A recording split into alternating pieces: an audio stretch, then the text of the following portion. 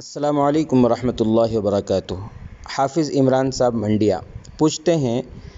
तरावी की 2, 4, 6 रकातें छूट गई हों तो कब अदा करें, वितर से पहले या वितर के बाद?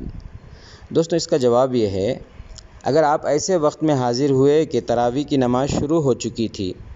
तो अगर आपने इशा की नमाज़ नहीं पढ़ी है तो सबसे पहले आप इशा की फ़र्ज़ नमाज़ अदा करें, इशा की सुन्नतें पढ़ें, फिर तरावी में शरीक हों।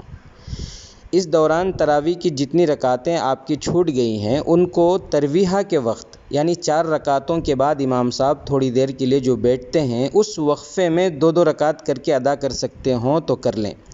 लेकिन हमारे इलाक़ों में आम तौर पर इतना वक्फ़ा नहीं होता कि आप 2 रकात उस वक्फ़े में अदा कर सकें,